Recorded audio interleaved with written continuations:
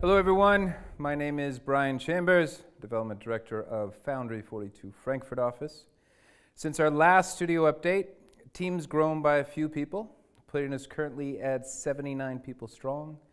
The end of last year was a big coordinated global effort to get 3.0 out to everyone, as well as wrapping up bits for the end of the year Squadron 42 vertical slice playthrough. The team then took a couple weeks off for the holidays, and everyone came back recharged and ready to focus on their next tasks. Once back, the first of the year involved a large amount of scheduling and planning across most all disciplines, laying out the plans to distribute work amongst the various offices in the most efficient way possible. Since January was a lighter than usual month in regards to work time due to the holidays, this update will include some items from the previous update, but with a bit more detail and visuals to accompany them. So let's first check in with the VFX team. The most recent work for the DE VFX team was focused on S42 vertical slice. They contributed to the coil volumetric cloud, adding exterior effects to the slaver base on Gainy, and specific bespoke effects for the cinematic sequences. The slaver base's exterior was dressed in suitable effects for the dusty planet surface and low technological style, and the cinematic effects were bespoke for the various cutaways in the vertical slice.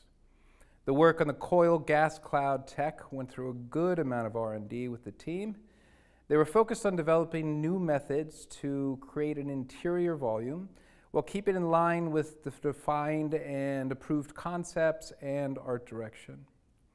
The process they used for the coil involved software called Houdini, which is not natively supported in Lumberyard, so a portion of their time was spent on developing, optimizing, and integrating that to the new pipeline. The entire process went through numerous iterations, and for the final look, they paid really close attention on how the interior created interesting compositions and visuals for the players while flying. The past couple of months have been very productive for the AI team, with a split focus on both Squadron 42 and the Star Citizen PU. During the Squadron 42 holiday live stream, we were able to show a first version of the human combat on foot. To prep for this, the team spent some time refactoring all the cover movement transitions inside the movement system. The system now includes an improved path analysis by the AI so that NPCs will know more in advance which type of animation should be played, enabling us to better smooth the transitions from locomotion to special transition animations if and when needed. Ship AI was also given some attention during the past month. During the S42 reveal, we were able to show our first version of the updated spaceship behaviors. Currently, our movement system is now in control for both on-foot and flying movement requests, and Subsumption is in charge of controlling the pilot's and seat operator behaviors.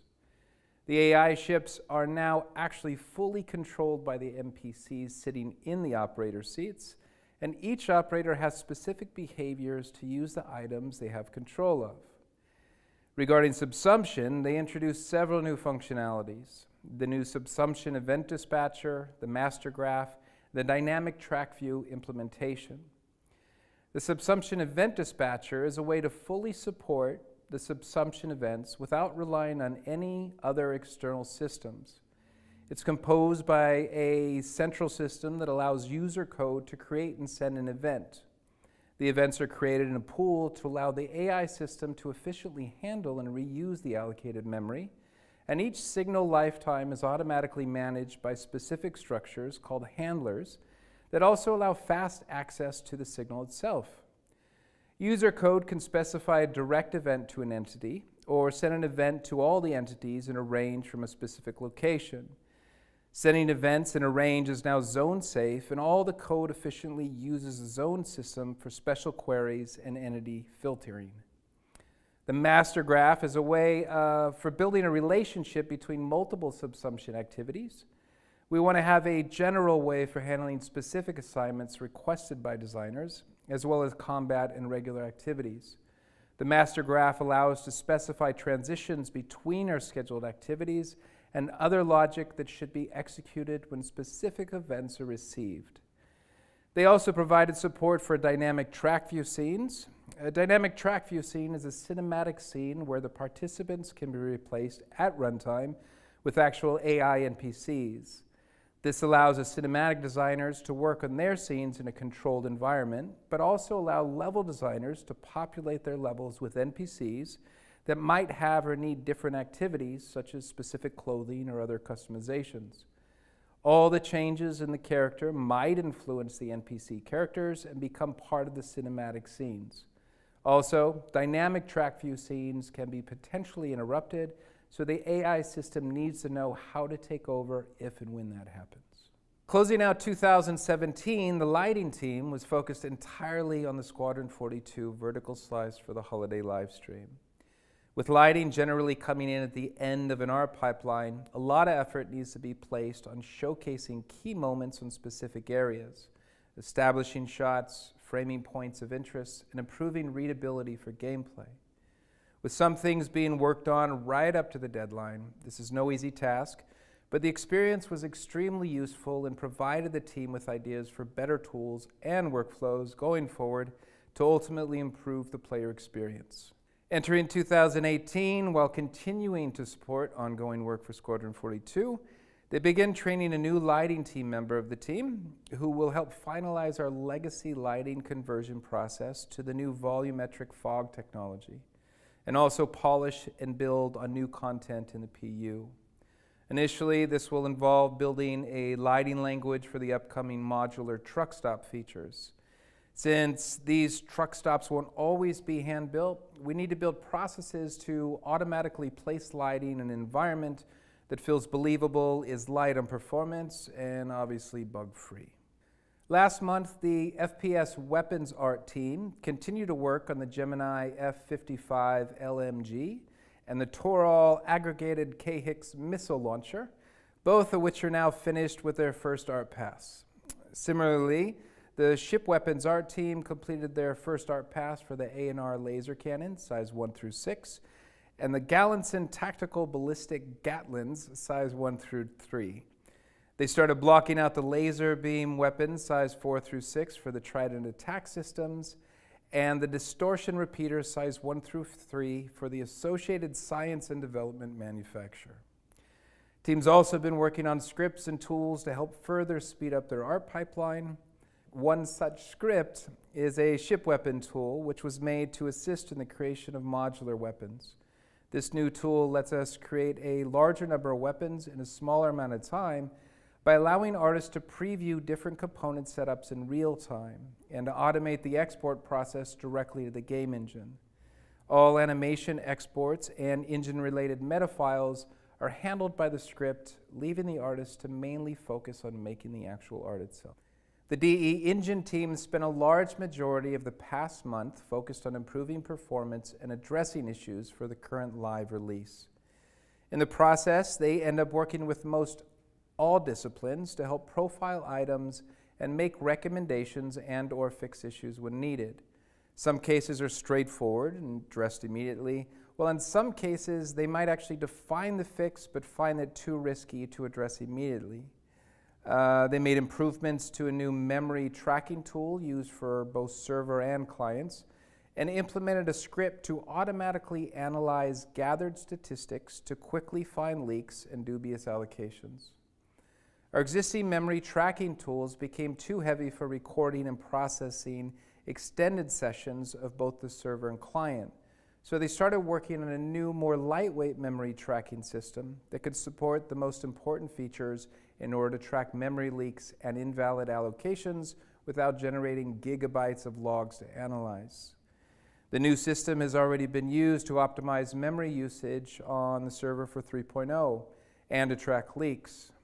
They implemented Python scripts to analyze the resulting log files, as well as allowing to compute a difference for 2 of them to see how memory allocation behavior changes over time in various parts of the code base, which allows us to find leaks as well as trim excessive memory usage.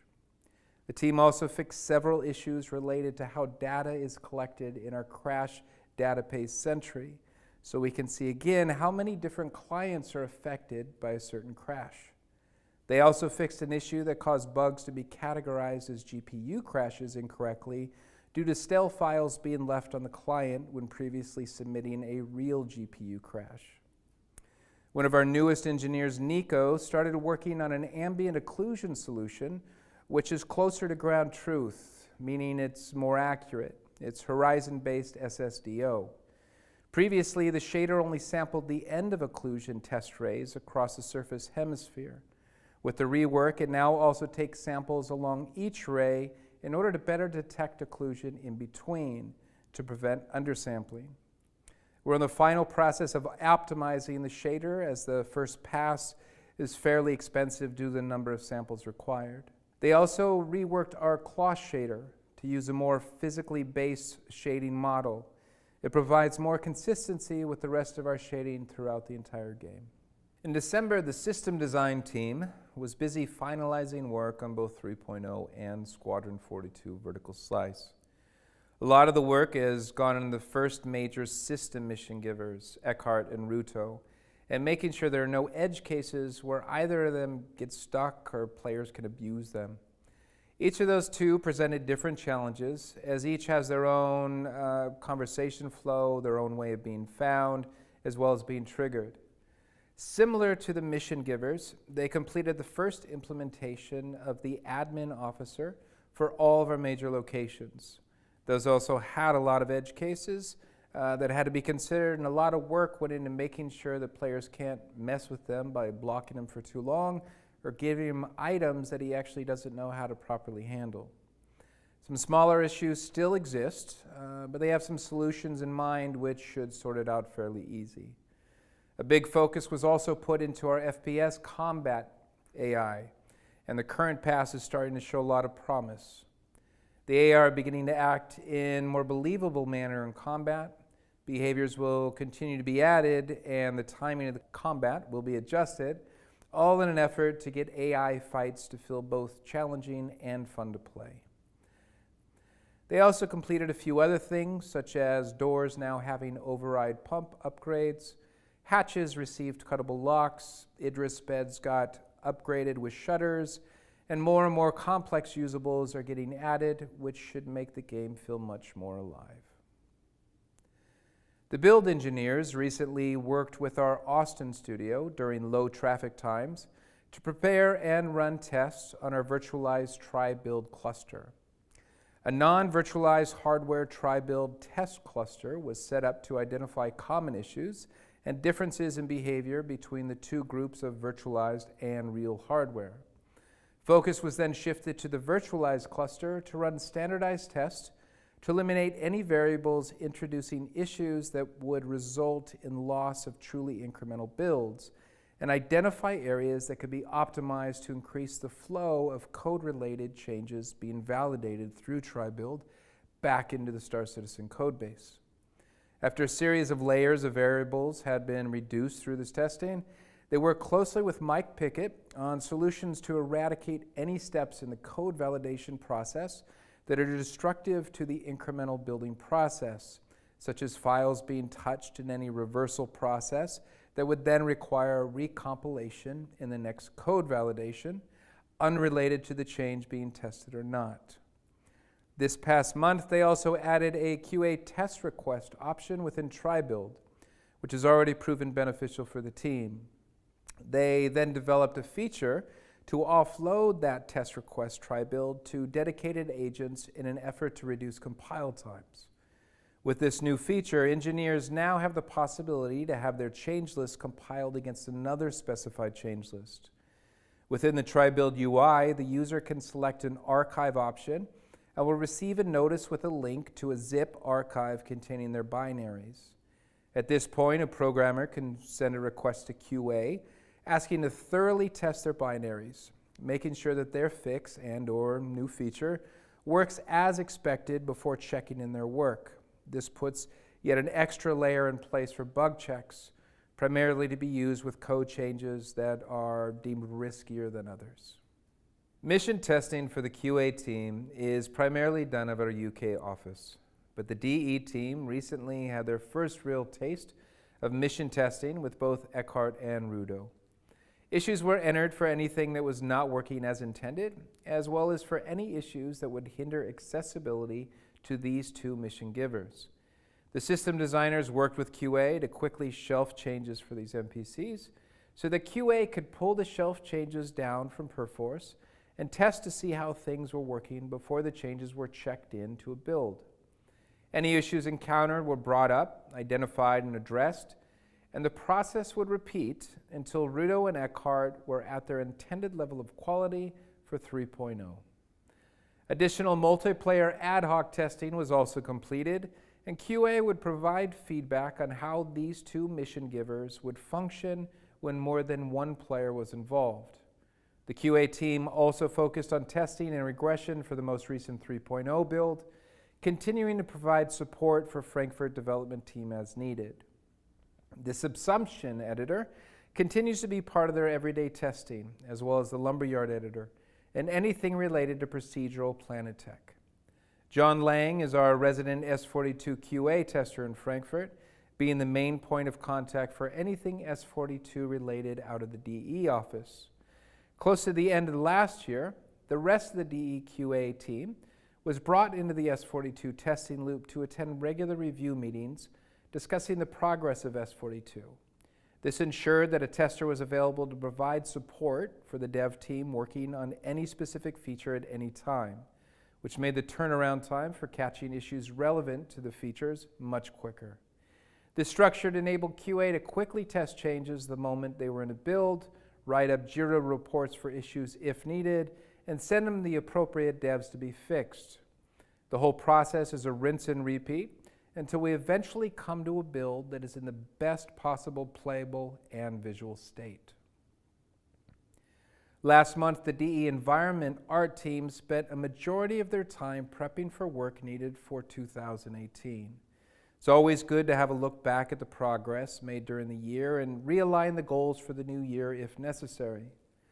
A lot of preparation and R&D effort has gone into updating our planet, tech, and tools. As we move from moons to full planets with more visual diverse ecosystems, it became clear we wanted to have more control and diversity of colors and materials.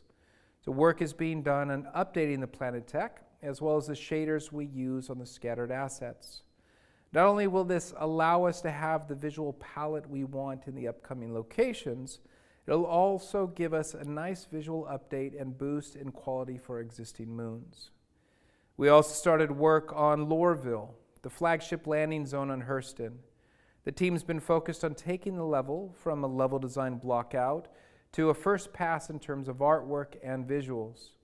Preliminary work on the design of the transit system for Loreville has also been started.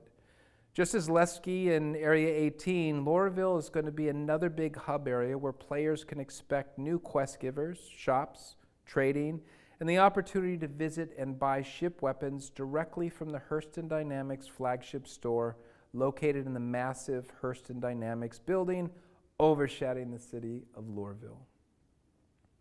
That's the update from Frankfurt. I appreciate everybody watching. The entire team appreciates the support we receive to make things like this possible. We'll see you in the verse.